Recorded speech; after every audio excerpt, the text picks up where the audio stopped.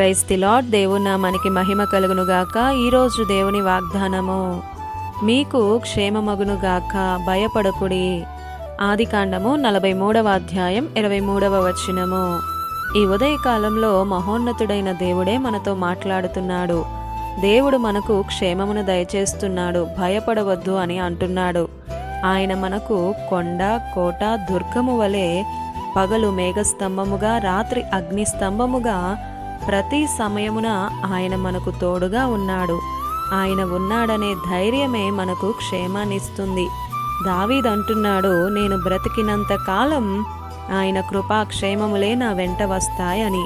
ప్రియ సహోదరుడా, సహోదరి, నీ నోటితో చెప్పు, హృదయములో విశ్వసించు, యెహోవా నా కాపరి అని. గాఢాంధకారం ఎదురైనా సరే నేను భయపడను. ఆయన దుడ్డుకర్ర, దండం మనలను ఆదరిస్తుంది. ఇంతవరకు ఎవరెవరినో ఆశ్రయించావా? నీతోనే దేవుడు అంటున్నాడు, నీకు క్షేమం, నెమ్మది, సహాయం, సమాధానం కావాలని ఆశపడుతున్నావు కదా? భయపడవద్దు. నేను నీకు క్షేమాన్నిచ్చాను, నెమ్మదినిచ్చాను, సహాయం చేశాను, సమాధానమును కూడా ఇచ్చాను. ఇంకా ఎందుకు నీలో ఆ భయానికే చోటుంది? తీసేయి. సమాధానముకు కర్త, దానిని కొనసాగించు యేసు వైపే చూడు. లే, స్తుతించు, ప్రార్థించు, వాక్యం చదువు. ఆయనే నీకు వెలుగు.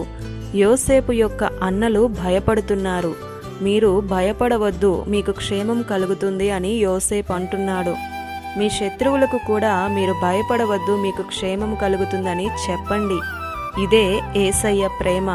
30 సంవత్సరముల వయసులో రాజై 110 సంవత్సరములు రాజుగానే పరిపాలన చేశాడంటే ఎంతగా కృపను, కనికరమును పొందుకొని ఉంటాడు యోసేపు. ఆలోచించండి. మీ శత్రువులను ప్రేమించండి, వారికి క్షేమము కలుగునుగాక అని మీ నోటితో మీరు చెప్పండి. దేవుడే మిమ్మును దీవించునుగాక. ఆమేన్. ఈ దిన వాగ్దానం మనందరి జీవితాలలో నెరవేరాలని కోరుతూ దేవుని సువార్తా పరిచర్యలో మీ సహోదరి ప్రసన్న.